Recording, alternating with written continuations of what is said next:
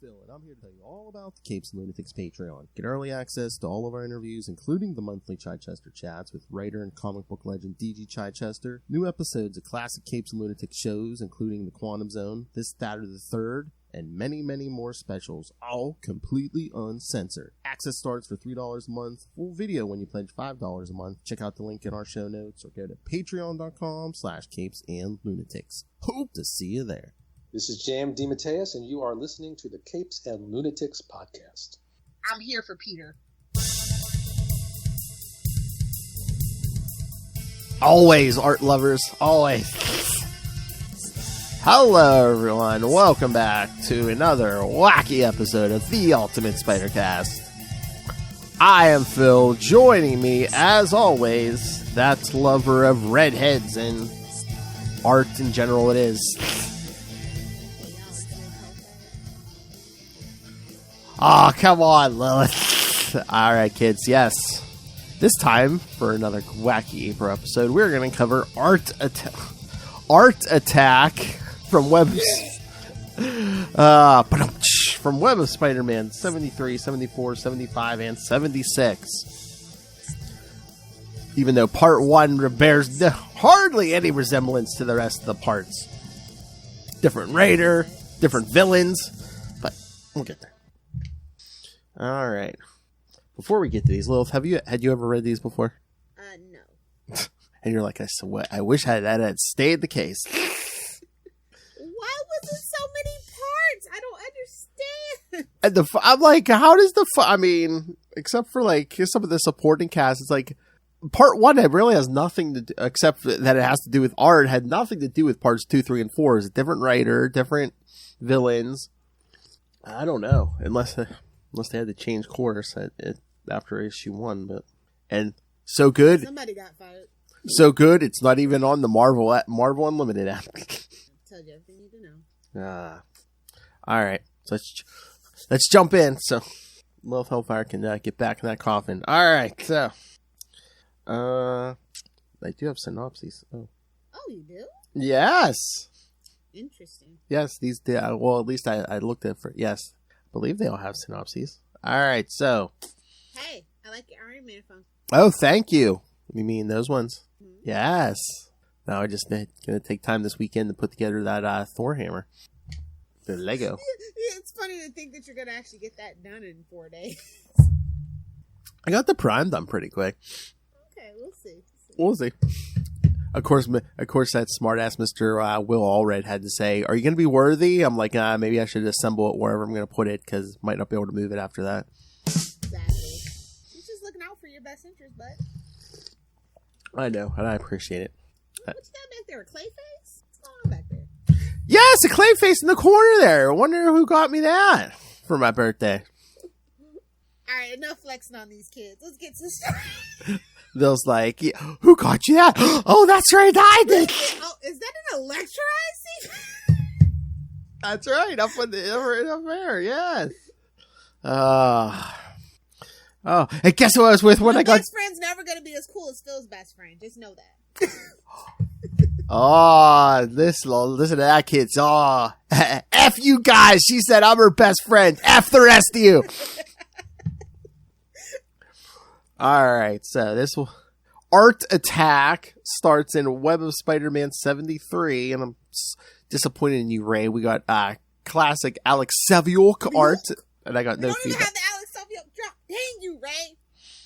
Oh, Lord. Title of the first one, Head Quest. Relatable. Whoa! Friday night.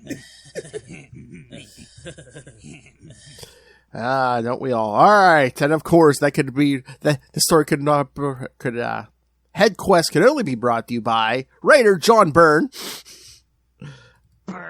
Of course, pencilers Alex Saviuk, inker Keith Williams, colorist Bob Sharon, letterer Rick Parker, and editors Jim Salicrup and Dan Cuddy. Good old Jimmy and Danny.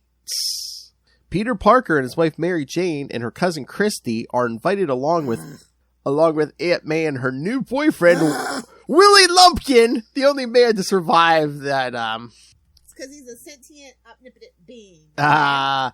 He got infected by the power cosmic. To attend the open... Power or something, all right. Well, you know,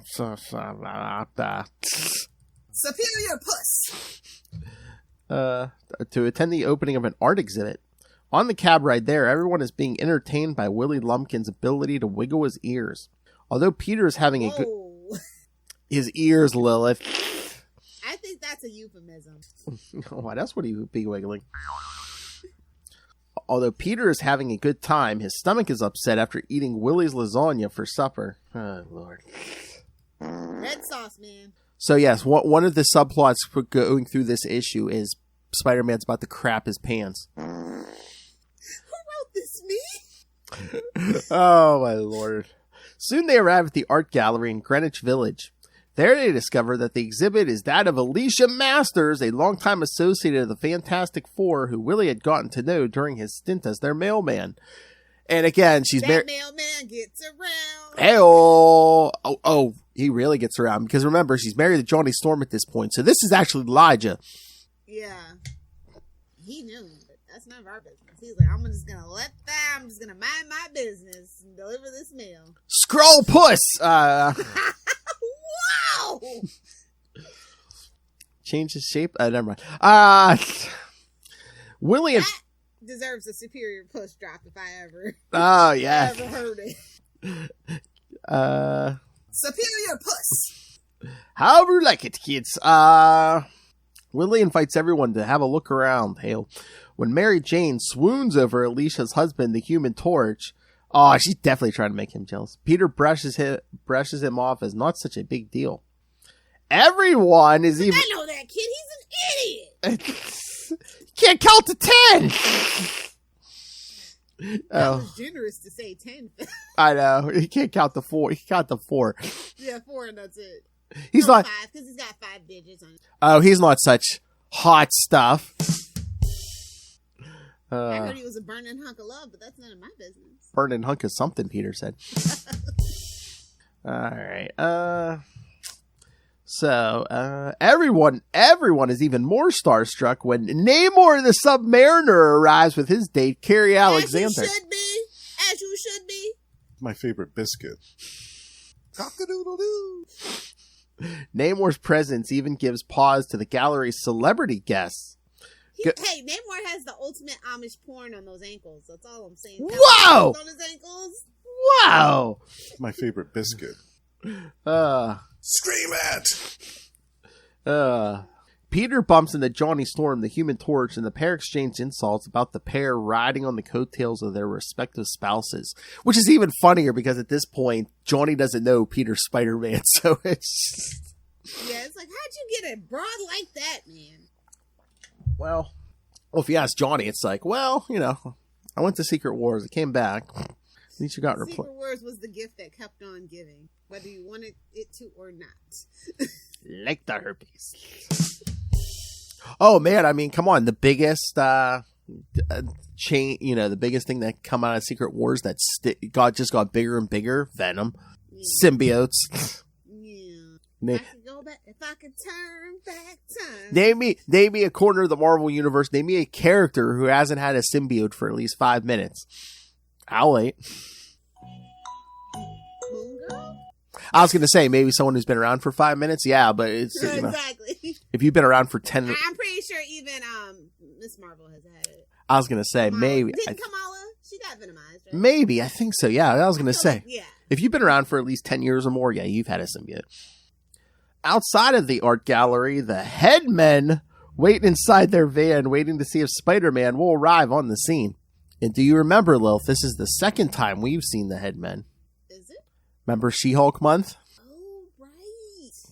Top men, Philip. Top men. From Sensational She-Hulk number 3, which they reference in this issue. Yes. Also written by Mr. John Byrne. Shekel, shekel, shekel. Ka-ching, ka-ching, ka-ching. The disembodied head of Chondu, the mystic, is impatient to get started, not wanting to be subject to one of Arthur Negan's insane schemes. This time, Chondu wants to obtain Spider-Man's body for himself, in the hopes of getting a powerful and youthful body. Relatable. The same thing Lil's always looking for every weekend. No, that makes me the villain, doesn't it? Lilith is always hunting powerful and youthful bodies. You need virgin blood for those spells. Yeah, you guys didn't know Lilith is like 307 years old. Gerald Morgan uses a bioscanner to zero in on Spider-Man's location, pinpointing the location at the nearby art gallery. They drive off. They pass by a young artist named Peter Nicholas, who's having trouble finding the location of the gallery himself. Man, could they shove any more in this issue? I don't think they could if they tried. And again, Peter Nicholas is actually Peter Rasputin, but he has amnesia after going through the Siege Perilous. Don't bring that up. Oh my God! Is this the biggest? Is this the issue with packed with the most? Let's not bring that up for Lilith Hellfire. I'm pretty outside of the report. I'm pretty sure. One single issue. Just drinking my poor self to death over here. It's fine. Back inside the gallery, Peter Parker is still not feeling well. When Willie goes, he's still not feeling well. When Willie goes to... Get that boy some Gas X and some Pepto-Bismol, stat! When Willie goes to introduce his friends to Johnny Storm and Alicia Masters, Peter excuses himself to go to the washroom. However, before he can get there, his spider sense begins to go off. Not gonna make it!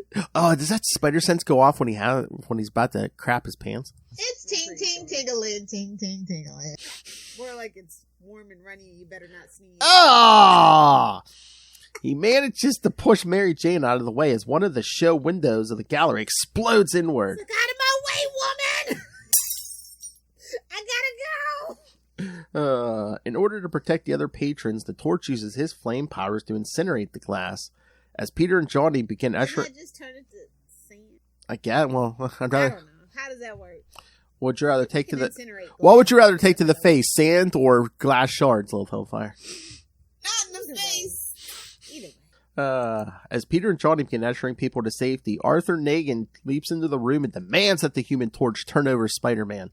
Signaling Mary Jane to get May and the others to safety, Peter slips away into the ventilation shaft so he can change into Spider-Man. Well, so you're telling me, no, you're telling me the Human Torch, he gets over 2,900 degrees to actually melt that glass? He says Nova Flame. Okay, yeah. I mean, yeah, he should probably be setting the building on fire, but yes, Nova Flame. Yeah, that's what I'm saying, like, because it doesn't oxidize. I'm just trying to figure it out. Never mind. They had Encyclopedia Britannica. They could have looked it up. Lilith, and the ventilation shaft is big enough for Peter Parker to climb into, okay? What's that, not another teen movie, for two teen boys. The ventilation shaft is always big enough for two teen boys to go creeping around to spy on boobies. Amen. Oh yeah, never watch those kind of movies with somebody that's in construction. They will always remind you, that's not how that works. That's not how any of this works. Idiots. Well, I guess we're back to Lilith looking for strong and youthful bodies. Hey,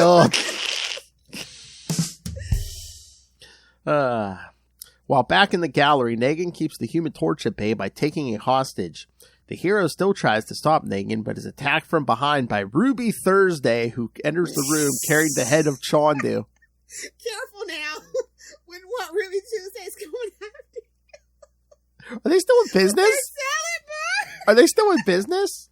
I don't think since the pandemic they've been in business. I was going to say, we used to have one, and it's gone. It's been long gone. I think even before the pandemic. Not far behind here is Jerry Morgan rounding up the entire Headmen. That's when Spider-Man comes swinging in and ambushes the Headmen. While the other... Ruby Tuesday's still open, so suck it. Well, my old thing. Okay. I don't think they got a Ruby Tuesdays where I'm going. No. While the others are busy trying to subdue the wall crawler, Jerry Morgan tries to shoot the hero with a tranquilizer gun. However, before he can pull the trigger, the Human Torch blasts the gun out of his hands. While Spider-Man and the Torch are busy containing Negan and Morgan, they are too busy trading quips to see Ruby Thursday fire a number of plasma darts from her synthetic head. Lilith,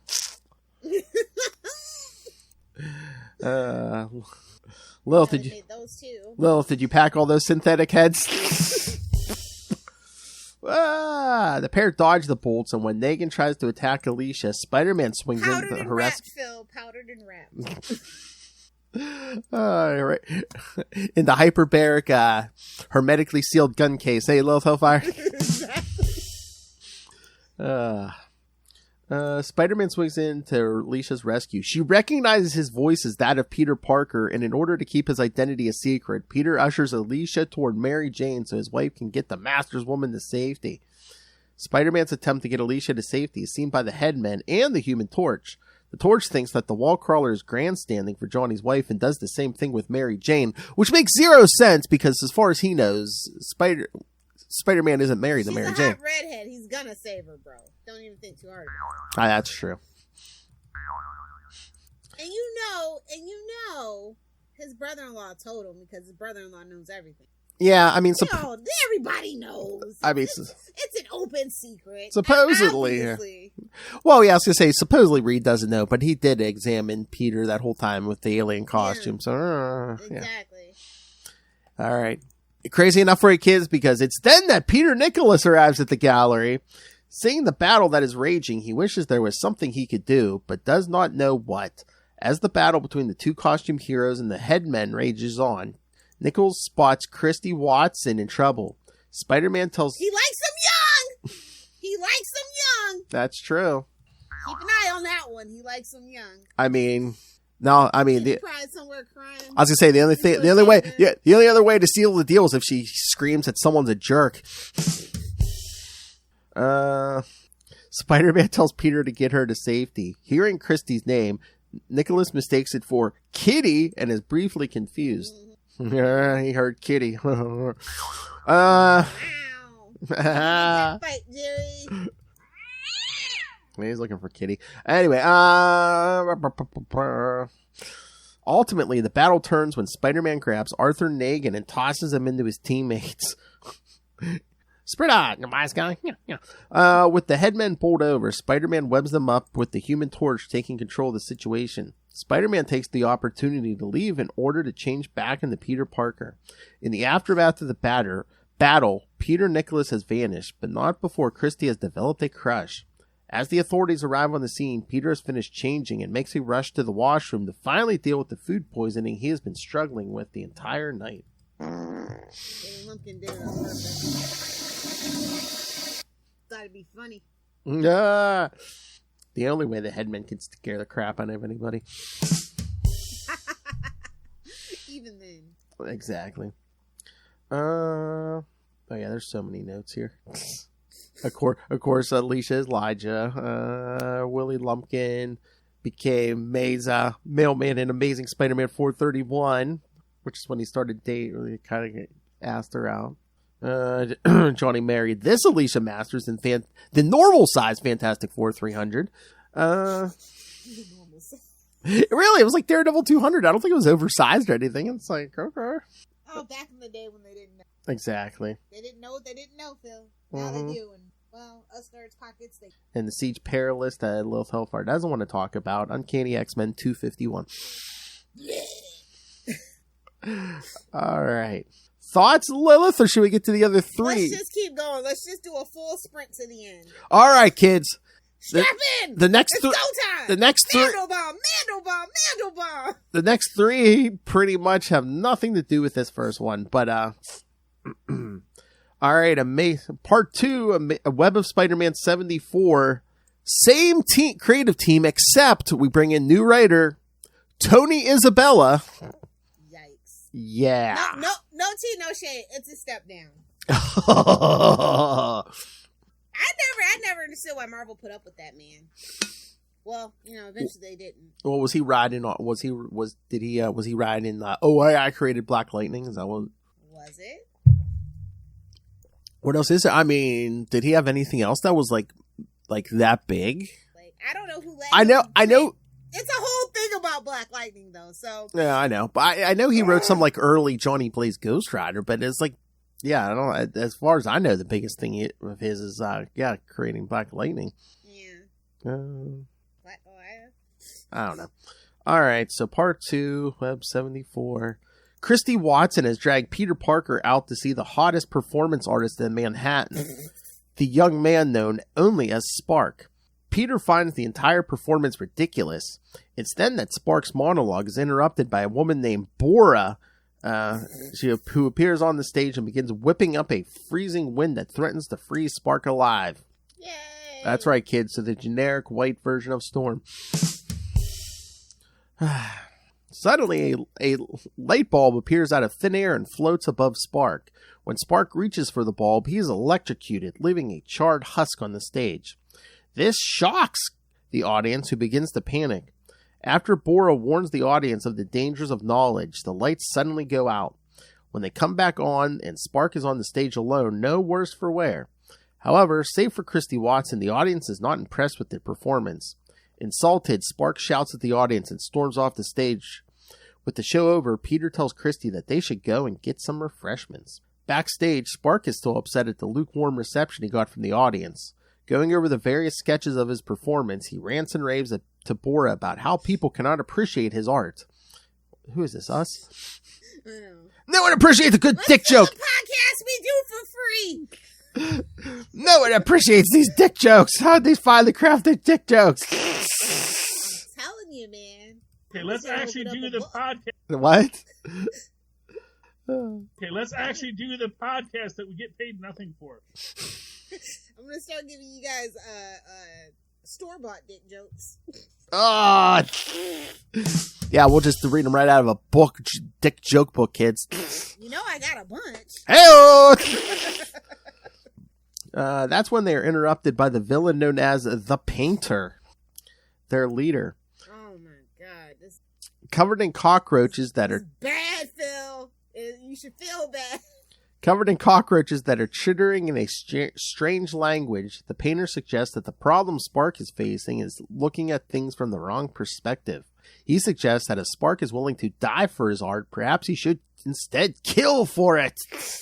Outside in the lobby, Peter feels bad for making fun of Christy, since he brought her here to encourage her interest in the arts after seeing Alicia Master's art exhibit recently. As he looks around, Peter is surprised to see a painting of a foot wearing a sock with a hole in the big toe. He remembers seeing the painting years ago and wonders how it could still be in circulation. Peter is then approached by two patrons who mistake him for the artist Peter Nicholas. When they ask Parker... I don't know how that happened, but sure. I know. Serving wine at this art? Probably. Probably. When they ask Parker's opinion of the work of art, his sense of humor offends the women, who then storm away. It's then that Christy catches up with Peter, having found Peter Nicholas, who introduces Peter to Nicholas, who had saved her during Spider-Man's battle with the Headmen. After introductions are made, Peter makes fun of Christy for having a crush on Nicholas. Embarrassed, Christy also storms off, calling Peter a monster. Teenagers, they're so melodramatic. You mean teen/ager? Teenager? Just be thankful they never gave Christy powers. Exactly. Like if she would have stuck around any longer. Don't put that in the atmosphere. Nothing is nothing is below Zeb Wells. Well, we already getting Spider-Boy, bud. So I know. Oh, we'll get there now. Parker tells Nicholas not to worry about it, as she was crushing over Spark earlier. Peter Nicholas becomes somber, telling Parker that he has heard some negative things about Spark and his allies. Back in the dressing room, Spark has the Painter gripped in a headlock and threatens to cut his throat with a straight razor. The Painter uses his magic paintbrush to transform Spark's hands into large, useless appendages in order to free himself. After this show of power, the Painter reminds both Spark and Bora that he has gathered them together as the Avant Guard to transcend their own mortality. And I think we found the worst 9D supervillain group name. no, Who was worst? we gotta do something worse. Oh, yeah. Gotta be worse. And it has to be in Heroes Reborn, right? Indubitably. The Painter intends to use their art to show the masses true enlightenment and uses his magic brush to begin transforming Spark into the embodiment of his own rage. Outside, as Peter Nicholas sketches a picture of Christy, he tells Parker about the strange stories about the Avant Guard. He tells how they have been involved in strange and arcane rituals. Nicholas also vaguely remembers Bora, but since he has been stricken with amnesia, he can't exactly remember when. That would be Moon Knight 35, kids. Moon Knight 35. Man, Moon Knight's a whore. He gets around. Whoa! Did you just call Moon Knight a whore? I did. What the F? He's what learned the to mind F? his own business. I mean, no offense to the man, but speaking of whores, I did my homework. Guess who wrote Moon Knight 35? That's a big Tony Isabella. Oh, wow. Talk. And he, you know what? Talk He about did shekels. Champions Too. Now that I think Oh yeah. he should feel bad. It's bad, and he should feel bad. I don't take it back. Yes, that's right. But yes, he's trying to get his shekel off of Borat. Sudden. My answer to everything now is it Zeb Wells? Oh! Is it Zeb Wells? Ever since that Brand New Day connection, I'm just like, is it Zeb Wells? He might have been only 6, but was it Zeb Wells? We got this crappy connection with Spider-Man. Is it Zeb Wells? Suddenly, Spark comes crashing into the room, his body massive in size and crackling with electricity, just like Lilith likes her men. As the crowd flees, Christie ushers Nicholas out, telling him that Peter needs to stay and take photos for the Daily Bugle. This gives Peter the opportunity to slip away and change into Spider-Man and face Spark. Although Spark is stronger and can channel electricity, Spider-Man manages to punch him in the nose. Noticing that his nose is bleeding prompts Spark to stop and ponder the artistic merits of using his blood for paint. Tired of Spark's babbling, Spider-Man picks up a stanchion and hits Spark over the head from behind. When Spider-Man webs Spark up, the youth breaks free. The two tussle across the art gallery until they go smashing out a show window out into the street. There's your fine art, kids. Smash it! When Spider-Man tries to land another blow, Spark suddenly vanishes. Spark doesn't go far as he was summoned back to the dressing room by the painter. Spark is upset that the painter had interrupted his performance. However, the painter explains that they must complete their greatest masterpiece. Pulling a cloth off of a canvas, the painter works on completing his latest painting, which depicts the entire city frozen under tons of ice and snow. The central focus of this painting is none other than Spider-Man, who is also depicted as being encased in ice. Someone call him Iceman. Oh, yeah, I was just looking through these notes. Captain America just looks down. We're doing me now? Ah! But no, the part in the dialogue when Peter asks Christie if cheese dip is a dangerous snack. This girl has an eating disorder, bro. What the hell's wrong with you? Yeah, all food is dangerous for this girl. Nice dialogue here. Yes, this is a rather tasteless joke about how Christie has been recovering from an eating disorder. Yikes. Yes. Hey, you want to hear a store-bought dick joke? Sure. Let's see. What do you call a cheap circumcision? What? A rip-off. I was going to say she'll be here all week, but no, she won't, kids. All right. Peter first saw that toe painting in an exhibition thrown by J. Jonah Jameson back in Amazing Spider-Man 22. Oof. Yeah, how is that still in circulation? Well, like Peter said, it sucks, so of course no one's going to buy it. I'd be surprised at art galleries. That's true. Like that Kramer painting. All right. Should we go on to the third part? Lilith, yeah, let's do it. If we must. All right, kids. Part 3 in the regular-sized Web of Spider-Man 75. Because they didn't think. We got too many other books here. We don't. Can you imagine if they did like an oversized and put a hologram cover on Part 3 of Art Attack? That would be hilarious, honestly. Exactly. They knew. They read the room. They understood. They're like, no, let's just get through this. Just like us. Okay, Cold Hands, warm art. More like fart, but that's fine. Oh! Same team as Part 2. Tony Isabella's returned. Nothing can shame him. I wouldn't say triumphant. I didn't. It seems like a normal day in Times Square when suddenly a freak blizzard strikes, swinging through the area. Global warming. That's true. That's all it is. Spider-Man is just as surprised as the panicked citizens below. Spotting a sign snapping off the side of a building, Spider-Man stops it from falling on the Avengers' butler, Edwin Jarvis, and Captain America's wartime ally, Peggy Carter, who's part of the Avengers support staff. 1991. Yes, right now Peggy is still the older sister, or Sharon, Peggy's the older sister of Sharon, even though she was like 20 years older than her. I know it happens, but it happened, especially back then. They had so many damn kids to work the farm. But then once that sliding time got out of control, then she became the aunt. Spider-Man is assisted by Iceman, and the Wallcrawler asks if his allies in X-Factor have figured out what's going on. That's how old this is, kids. The original X-Men are X-Factor at this point. Talking about trying to squeeze it all in this issue. Oh, boy. Unfortunately, Iceman and his teammates have no answer for the sudden freak blizzard. When the crowd spots Iceman, they quickly blame him for the change in weather, because he's a stinky mutie, prompting the mutant to make a speedy escape with Jarvis and Peggy. That's when the new Warriors arrive on the scene to assist bringing people to safety, including Firestar. Get it, kids? First Iceman, then Firestar? Spider-Man has a bunch of amazing friends. Amazing is a strong word. Well, that's what the show is called, though. I know.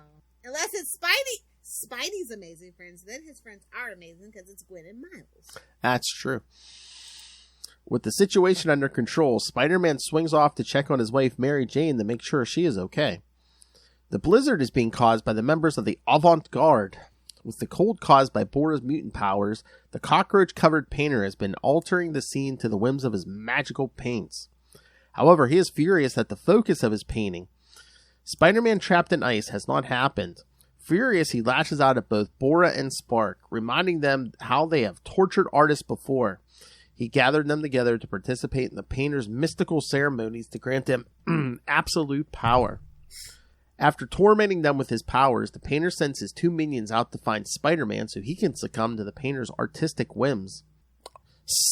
Succumb to the artistic whims? That's Lilith Hellfire date night. Meanwhile, Spider-Man cannot get through to the set of Secret Hospital to speak to his wife. When he tries the web sling there, Spider-Man's webbing is blown away in the wind. With no other choice, the masked hero decides to hike it through the blowing snow. Blowing snow. Everyone loves cocaine.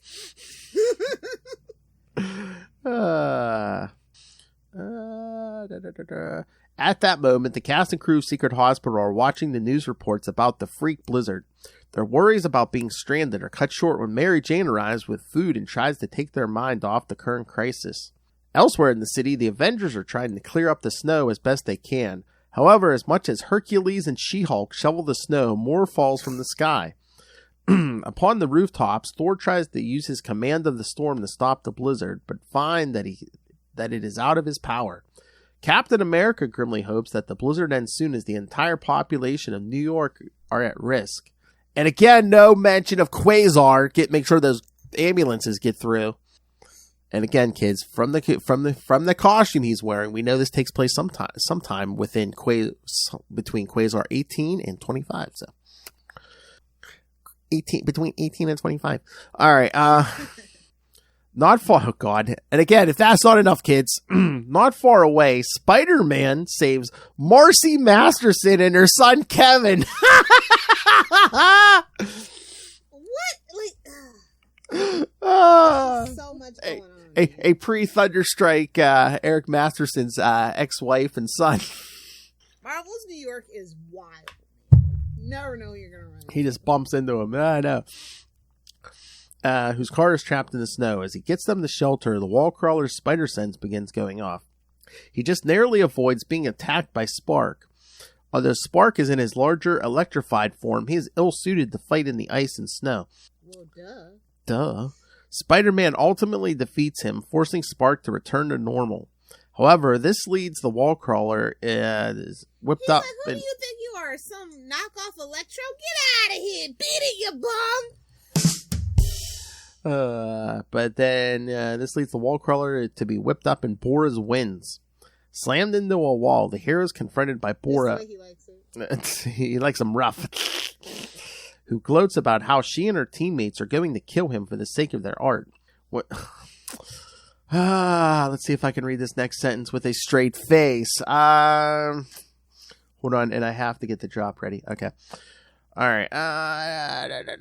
When Spider-Man squirts webbing into her face. Not in the face. Squirts webbing in her face. Bora knees him in the... When the moon hits your eye like a pizza pie in the sky, that's amore. And this summary says she knees him in the chest. I don't think it was the chest, kids. Because he's even like, oh, Venom's never... Chest is pretty low hung, huh? Yeah, so the chest, kids. Because he's even like, Venom's never even hit me there. She hit him right in the sack. Oh! Hit the sack right now. He hit him right in the face with that sack. Or the other way around, whatever. Hey, oh. I hope your knee feels bad from bouncing off my sack.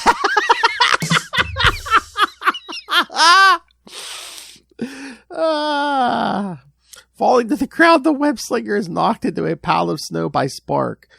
Justin, if you're not out of your chair by now, you're just lying to yourself. Pulling himself out of the snow, Spider-Man tries to defend himself, but he suddenly begins to freeze all over. Well, that's how you feel when you get kneed in the web sack. When the painter... Kick him in the knee. Raz.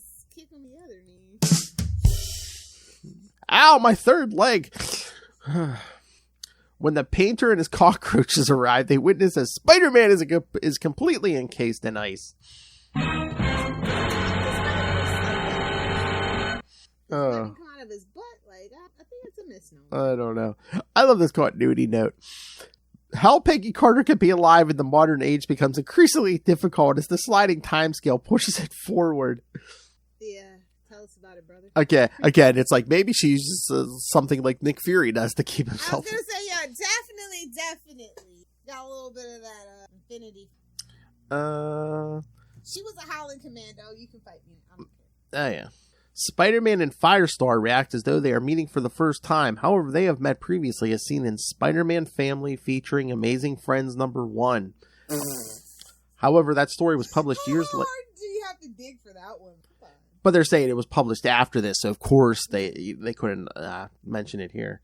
And again, of course, the whole every Spider-Man story with Mary Jane, it's like you don't have to tell us. We know, bro. About the marriage. Yeah, we know. Like that should have like a little like spoiler cover. Somebody wants to see that every time. I know. Zeb, you can fix it. You could be the hero we need, but I don't think you're gonna have the balls to do it. So. And of course, this was back in the day when New York only had 8 million people. I remember the saying when it was like 6 million in the Big Apple, whatever. However, those noir stories survive in the naked city. Oh, all right, Lilith. Should we finish this up? Finisher. Finish him. All right. Web of Spider-Man number 76. Art's Desire. And yes, Tony Isabella is still here. Gee, you think? Thanks to Terrible punch, you think? Thanks to the combined powers of the group of criminal artists known as the Avant Guard, Spider-Man is... Captain Avant Guard. Oh, damn. Spider-Man has been frozen solid thanks to a freak blizzard striking Times Square. As Spider-Man struggles to get free, he thinks about the events that led him to this moment. Convinced that Spider-Man is doomed, the painter uses his magic paints to create a floating disc to take himself and his allies away. As soon as they are gone, Spider-Man manages to break free from the ice. As he recovers from his ordeal, the wall crawler is joined by the Human Torch, he's back, who is out collecting storm data for Mr. Fantastic. Spider-Man... He's like, get out of my hair, kid. Go play in traffic, literally. We says literally, he's like, where were you when I was trapped in ice? Spider-Man asked to be taken to the Fantastic Four's headquarters so he can provide information regarding the source of the blizzard. By this point, the painter, Bora, and Spark return to their loft to discover that the painter's painting of Spider-Man frozen in ice is beginning to change. Instead of a painting of Spider-Man trapped in ice, it turns into a painting of the wall crawler talking to the Human Torch. When Bora and Spark criticize the painter, he threatens them, telling him this is merely a work in progress. As the mystically created blizzard continues to pound Manhattan, Mary Jane continues to try and keep the minds of her cast members off the danger outside. Unfortunately, her efforts were dashed when the power suddenly goes off. That sucks when the power goes out. Feels like it's too soon. I don't want to talk about it. It's too soon. No. You should sue them for emotional damage for ruining. I should. Yes. Somebody get Jackie Child on. I got a case against the power company, Jackie. So, who now? While at the Four Freedoms Plaza, Mr. Fantastic keeps Captain America up to date on the Fantastic Four's efforts to end the crisis. Elsewhere in the city, yes, Quasar is out assisting ambulances to get people to hospitals. At that moment, Mr. This is Phil's sneaky way of getting sneaky Quasar into the Ultimate Spider-Cast. That's right, kids, because remember, stay tuned, Quantum Zone 154, after it sits on Patreon for a while, you will hear it on this feed, so... And remember, kids, rate the Lilith Hellfire and demand more Quantum Zone. What about our Quasar podcast, The Quantum Zone? Me? She's Vito. What about our Quasar podcast, The Tag Quantum Matt Zone? Kona. Well, he couldn't make this time, so we're like, we got to at least do one more, so we give Kona a chance to get back here. Kona. Tell him to get out of his mothballs. It's time. What about our Quasar podcast? Slow down. We need this for drunk. At that moment, Mr. Fantastic and the Thing head out with a device that will allow Reed to examine the weather patterns. Watching these developments are the Avant Guard. Thanks to the painter's paintings, suddenly Spark's powers manifest themselves on his own, a sign of their ascension to greater power. They then turn their attention to Spider-Man and the Human Torch. Spider-Man is tracking the Avant Guard thanks to the spider tracer he tracked Bora with during his battle. You guys, you people thought he was just copping a feel. Idiot. Who doesn't sweep for trackers before you go to your secret hideout? Telling the Torch about their leader, the painter, the Human Torch remembers him as they had fought early on in his career. Explaining how the painter claimed to have obtained mystical paints from aliens that allowed him to make his paintings come to life.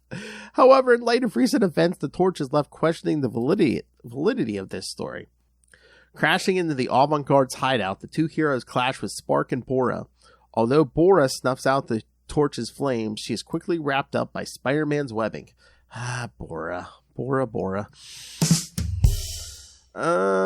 This leaves him open to attack from Spark. However, the Torch recovers and uses his powers to overheat Spark, causing him to pass out and revert back to his normal form. That's when the painter uses his paints to revive his foes. Despite this, Spider-Man and the Torch insist that they will keep fighting no matter what. This prompts the painter to order his allies to surrender. When Spark and Bora refuse to follow orders, the painter makes them disappear with a wave of his brush. Before the two heroes can apprehend the painter, he surprises them when his body suddenly swells until it bursts, showering the room with cockroaches. Lilith is like, "Don't you hate it? You can tell, right? Why when someone's about to swell and they're about to explode?" Cockroaches. Oh my. Protecting themselves from the flurry of bugs, Spider-Man looks over the remains of the painter and discovers that it is nothing more than canvas. Upset that the painter escaped, Spider-Man's attention is turned to a painting that the Torch has found. They find that it contains both Spark and Bora, apparently trapped within. With the crisis over, the blizzard ends. And they're in the Phantom Zone! Pretty much. I mean, just to play it safe, they should have just destroyed that painting, but... Well, Spider-Man's like, just give it the... Human Torch. I love when he tells Johnny, he's like, just give it the Reed. He'll have fun playing with that thing. And again, I guess the painter does get away clean, because as far as I know, the painter never comes back. We never saw him again. I was always like, dude, did he escape, or did he just, blow himself up, or what? Or was he just a bunch of, alien cockroaches? I don't know. I think it was a bunch of alien cockroaches. That's my headcanon. That's what I always thought, even as a kid when I first read this. I'm like... especially after I when you watch Men in Black, you're like, yeah, no, that makes... Mm-hmm. Oh, yes, the Human Torch first battled the painter in Strange Tales 108. Ooh, that was a while ago. That was cover date May 1963. So, That was all. Strange Tales. Hey-oh. Hey-oh. That was almost... Lilith Hellfire's biography. No, I thought that was the name of your home movies. Hey-oh. Volume 69. Oh! Hickory dickory dock. Lilith is looking for some new big hey-oh. How do you compliment someone on performing a circumcision? How? Tell them to keep the tip. Boom! You know how to make it end, kids. Pay us for our classy dick drops. Never go to a bargain priced moil. You know why, Lilith? Why? Because never go to a moil who gives you half off. Oh yeah, I would say so. I want to splurge on. Whoa. So what's better, Lilith? Circumcised or uncircumcised? I mean, aesthetically, it's none of my business. It's like that Seinfeld episode. It doesn't have any personality. Face doesn't have a face. Doesn't have a personality. Had a turtleneck. Wow, turtle. Cock-a-doodle-doo. Just keep it clean. Keep it simple, stupid. All right. So should we talk some new Spider-Man issues? I mean, I guess it's a Spider-Man podcast. I guess so. I think the best issue of the Spider books. I have 4. I hope it was 4. Spider-Gwen, Shadow Clone. Oh, I did not read that. Was that good? More clones. Oh, okay. And Richards is in it. Oh, okay. So I think if you're a Spider-Gwen fan, then it's really cool. She's getting like the variant treatment again, and it seems more detailed and like more fun. And Emily Kim, and then the art is by Key Zama. Oh, okay. It's fun so far. The first 2 issues. This issue is it worth a pickup? Yeah, I think it is. Okay. But you have to be a Gwen fan. I am. I will say, like, so it's just not like you can't just be like a rando like Spider-Man fan. Like you have to specifically like Gwen. Okay. No, I am. Yeah, it's not one of those things that anybody can pick up. Okay. Okay. But I enjoyed it a lot. Like I said, Reed Richards and Spider-Man. Yeah, let's see what happens. Oh crap! I picked up Venom, but I didn't read it. And she's Sand-Gwen in this one, by the way. Oh, really? Yeah. So I thought that was a really cool twist on that one. But yeah, I picked up Venom, but I didn't read it. Yeah, Venom 18 was pretty decent. Okay. Like I said, I like Al Ewing, you know. I don't think that he's necessarily the best fit for Venom. He kind of brought the Immortal Hulk's, energy. Sentiments and energy to Venom, and with a father-son duo thingy. It's awesome sometimes, and other times it's just like, ugh. I think the problem, I'm thinking about this, I think the problem is Al has like crafted like a really sophisticated, complicated story. Dude, it's like it's Venom, bro. It's Eddie Brock Venom. It's like, it's like Eddie Brock is neither sophisticated or complicated. Like, him pumping the weights, him being a big blockhead and a bad dad. That's all I need. And trying to bite someone's head off. Exactly. But I appreciate him trying, and some of it is good. It really is. But the son thing, I just don't like that angle. I think no. the day. Yeah. Yeah. How about no? But the art is stunning. So. Yes. I mean, I always felt like a lot of the most recent Venom stuff, post King of Black, hasn't had enough like body horror. Which I mean, it's a symbiote taking over your body. It should be like it gives me like the Fly with Jeff Goldblum. You know, that is what I want from Venom, and the art definitely is giving that on this particular one. Yes. That's my highlight for Venom number 8. And Spider-Man showed up this week in Joe Fixit number 4. Yes, he did. You read it, huh? Of course.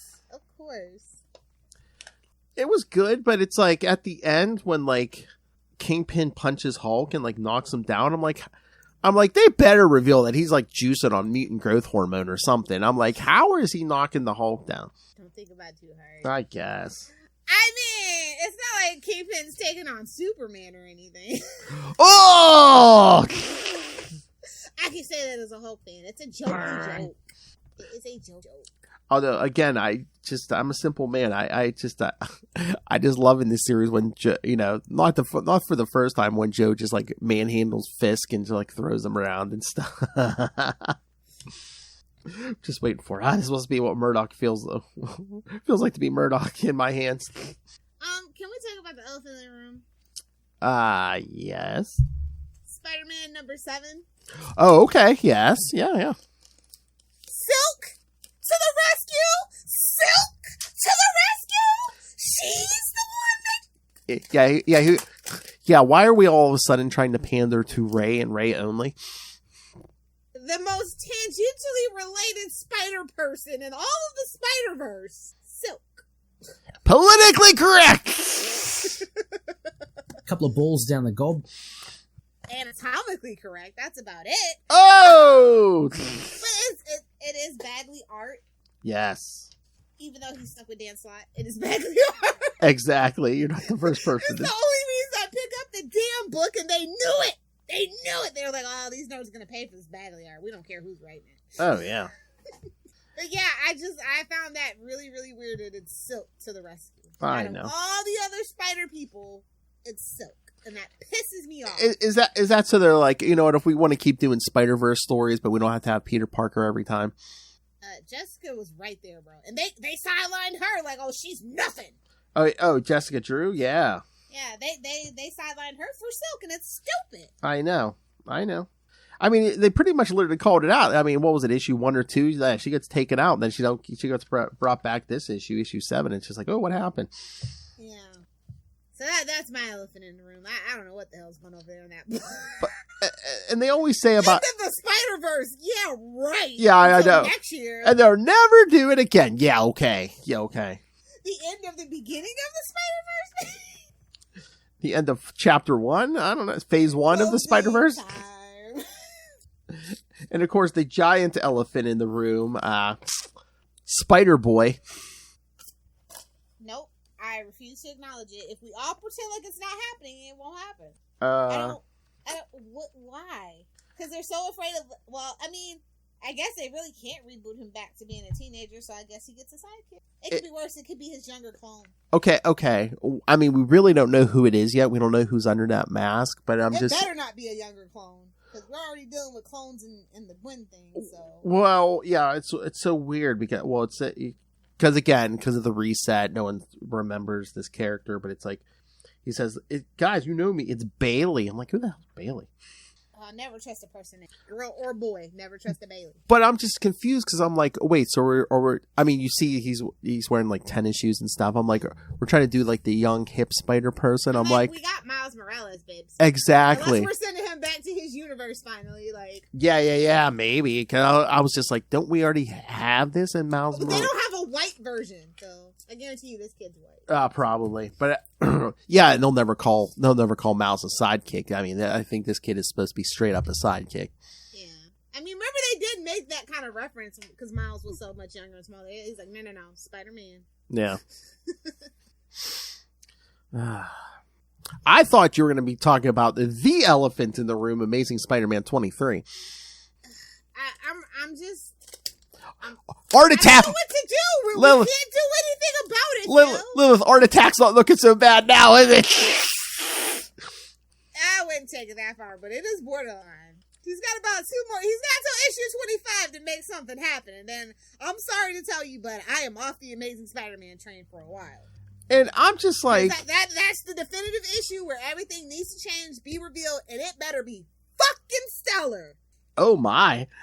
And again, I know that the point of this whole issue is to show, how did Peter start like getting in with Norman and stuff? And I'm just like, I know time is of the essence. He's a goblin, bro. I know, but I know time is of the essence, and Mary Jane's in that other dimension where time moves quicker or whatever. But it's like, how long would it take to say to the Fantastic Four or Captain America, hey, Mary Jane is trapped in this other, because they already know he's Peter. It's like, how long would it say to say, hey, Mary Jane is trapped in this other dimension where time moves much quicker, so we need to hurry, or, you know, she's going to come out an old woman or something.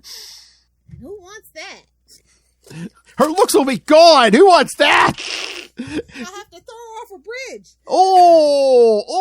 Or get Norman to do it. Ha ha. No, wait for her to say, this should be come out all old and nasty. Who wants that? And you'll hear Johnny go, not me. Yeah, I don't know what to do with. Like I said, he's gotten to issue 25. This has been a long time coming, hell. But this is making or breaking for me. If it's not fucking spectacular, it's not fucking amazing. Whoa. It's right there in the title. If you can't do it, don't get out of here. I mean, the internet's ready to lynch him already. And I mean, if he kills Mary Jane in 25, I mean, yeah, Zeb Wells, you better stay off the internet for a while, like a year or more. I'd say 5 years. But no, I mean, they're gonna bring her right back. That Yeah. is the tragedy of modern writing. She'll literally be back in 3 issues. Well, they've already done it around the turn of the century. They made it look like she died in an airplane explosion. You know, it's We all knew. yeah. But I mean, Zeb's a wild card, so we don't know. But like, if he does do that and there's bad backlash, they will immediately pull him off Because and they'll have somebody fix it. It's just done and done. They keep teasing it's tragic, and you know it's the most, you know, the biggest thing in like 50 years, and the most shocking issue in 50 years. Well, And the most shocking thing they could ever do would be Betty Brant was behind it all, or Mephisto is Uncle Ben confirmed. Like, that's it. Those are the only 2 options. Everything else is not going to be shocking. I'm sorry. and give us credit for it, damn it. Remember, our comic pseudonyms are heroes in cloaks. Exactly. Yeah, like I said, I have been slowly falling out of love with the main book, unfortunately. Yeah. But we have so many other books right now, kind of like the Batman situation at this point. Sorry, Ray, the chance is never 0. I'm okay with it, and I would really prefer for Mary Jane and or Black Cat to have either a book together or solo books. Batman, my favorite character. Because there's not too much more you can do with Peter at this point. Hail. Hail. No, but again, like we talked about on the last episode of We Are the Night, the Batman podcast, chance number 0, right? Again, it's the same thing as the Batman problem. It's like, well, how about we keep... Peter needs his side characters and his rogues gallery at this point too. That has become very stagnant as well to be spun out, which is why that Mary Jane book was so good, because it had Mysterio in it, right? And then Black Cat is doing fantastic. Was doing fantastic. But again, kind of keep it street level.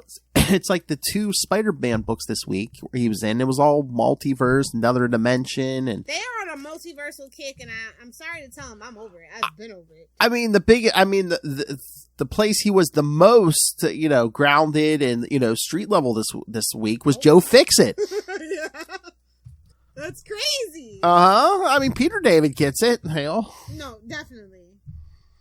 Yeah, like I said, 25, if it is not the most fucking amazing thing I've ever seen, I'm out until at least issue 50. I have all the other books. Plus, I have Rogue and Gambit to support, which you guys, number 2 did come out this week. Yes, it did, Support Stephanie Phillips. That cover was chef's kiss. The story was really great, even though we're still dealing with the Krakoa thing. And Destiny can, you know, their whole family can suck it.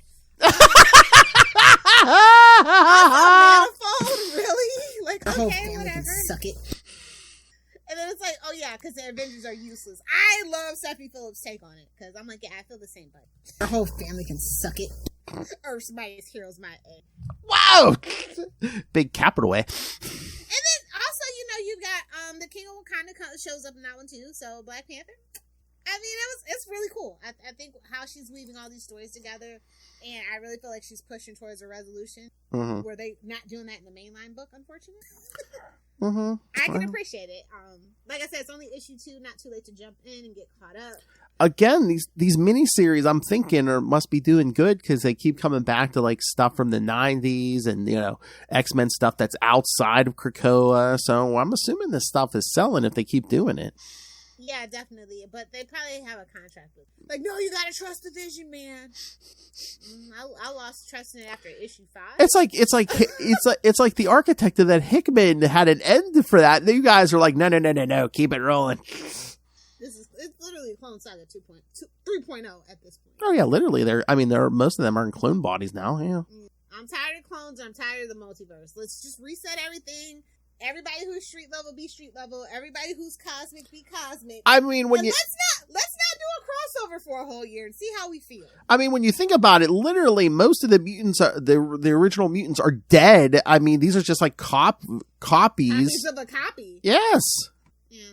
Unless we're going to reset the timeline again, because we have to. At this point, we almost have to. It's coming because Sins of Sinister. Mr. Sinister has a bunch of. We're in doubt. Sinister has a bunch of Moira McTaggart clones, so of course we're resetting the timeline. Whoa! Xavier does too. We just don't talk about it. That Scottish accent. Tickles the ear just right. She loves the bagpipes. If you got a girl who can play the bagpipes, keep her. If you know, you know. Life pro tips.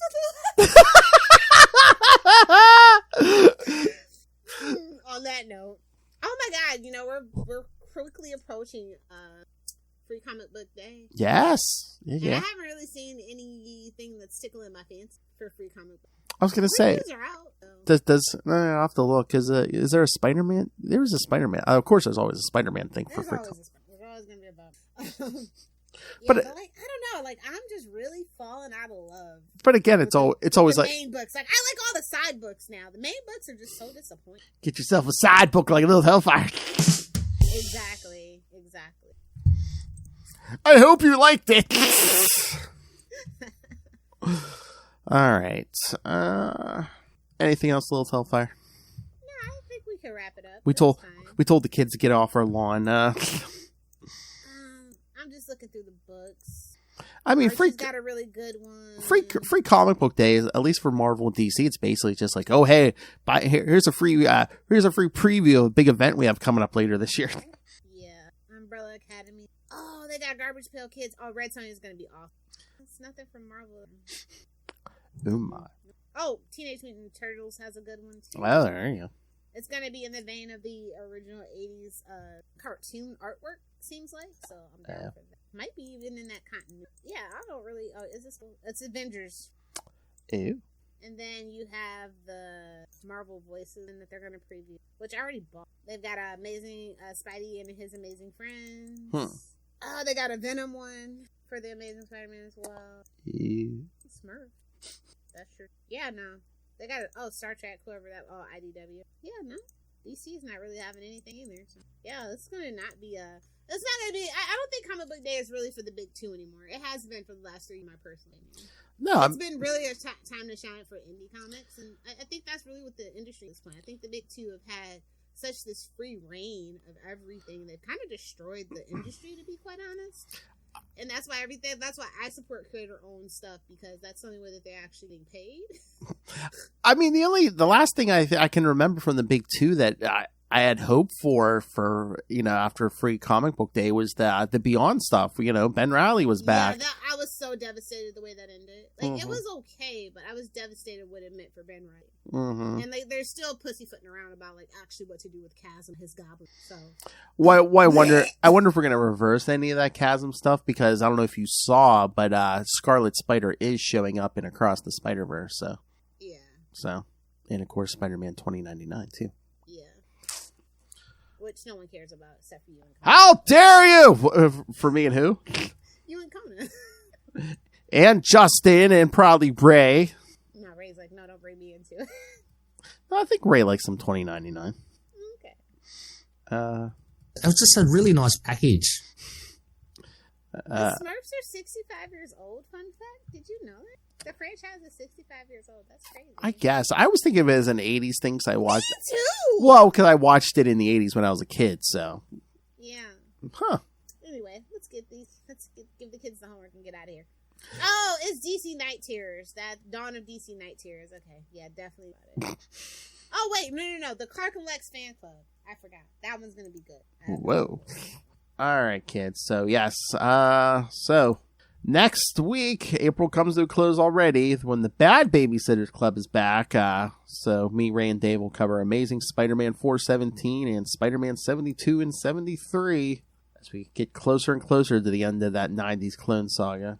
I can't wait to see how. I can't wait till it gotta remind me when you guys do the last one so I can see what it look like. I mean, there'll at least be video of it, so if you can't wake up, you'll be why I'll watch the video.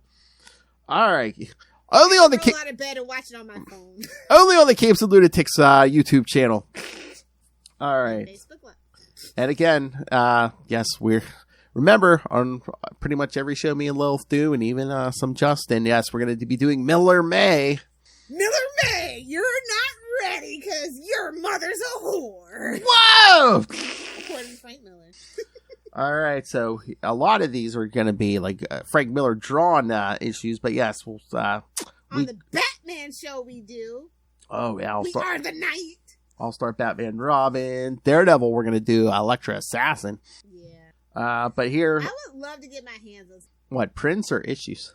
the artwork that he picked. Oh my! It's a whole story. It's a whole thing. Really? Oh, we'll save that. Oh yeah, when we do that episode, yeah. Allegedly, though. Allegedly. Are we talking nudity? Quite possibly. Oh my! You know what? That's probably worth if that exists. I know. $1 million. All right, kids. So yes, week 1 here of Miller May will be Spectacular Spider-Man 27 and 28. Speaking of Daredevil, I believe at least one of those, features a Daredevil team up. Daredevil teaming up with somebody. Get out of town. Does the person have boobs? Whoa! No, he teams up with Spider-Man. Didn't see that coming, did you? No, but Spidey did. Hey-oh! Hey-oh! He dodged that donkey punch. Whoa! Jeez. Don't push my ADD like that.